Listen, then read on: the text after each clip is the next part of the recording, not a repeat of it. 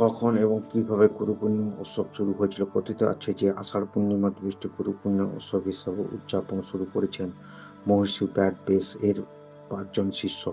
হিন্দু ধর্মে মহর্ষি ব্যাসদেবকে ব্রহ্মা, বিষ্ণু ও মহেশ্বর রূপ হিসাবে বিবেচনা করা হয়েছে।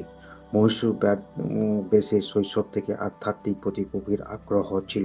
ভগবানের ধ্যানে মগ্ন হওয়ার জন্য তিনি বনে গিয়ে তপস্যা করতে চেয়েছিলেন, কিন্তু তার বাবা-মা তাকে এর জন্য অনুমতি দেননি। তখন ব্যাসদেব অনড় হয়ে গেলেন। এরপর ব্যাসদেব মাকে তাকে বনে যেতে দেন, কিন্তু মা বললেন জঙ্গলে তার পরিবারের কথা মনে পড়লে সঙ্গে সঙ্গে ফিরে আসতে হবে।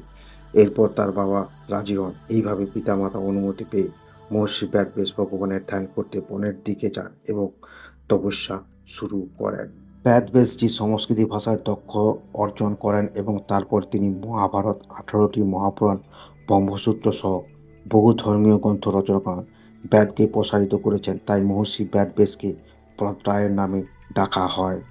কথিত আছে যে মহর্ষি ব্যাসদেব আষাঢ় মাসের এই দিনে তার শিষ্য ও ঋষিদের নিয়ে ভাগবত পুরাণের জ্ঞান দান করেছিলেন। সেই থেকে মহর্ষি ব্যাসদেব ৫ জন শিষ্য এই দিনটিকে গুরু পূর্ণিমা হিসাবে উদযাপন এবং এই দিনে গুরু পুজো করার প্রথা শুরু করেন। এরপর প্রতি বছর আষাঢ় মাসে পূর্ণিমার দিনটি গুরু পূর্ণিমা বা ব্যাস পূর্ণিমা হিসাবে পালন করা হয়। গুরু পূর্ণিমার গুরুত্ব: শাস্ত্রে দেবতার থেকে গুরুর মর্যাদা বেশি।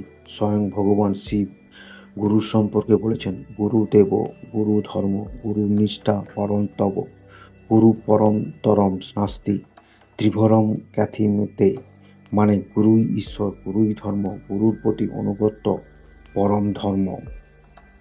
গুরু সম্পর্কে বলা হয়েছে, ভগবান ক্রুদ্ধ হলে গুরু শরণাপন্ন হওয়া যায়, কিন্তু গুরু রাগ করলে কোথাও আশ্রয় হয় না।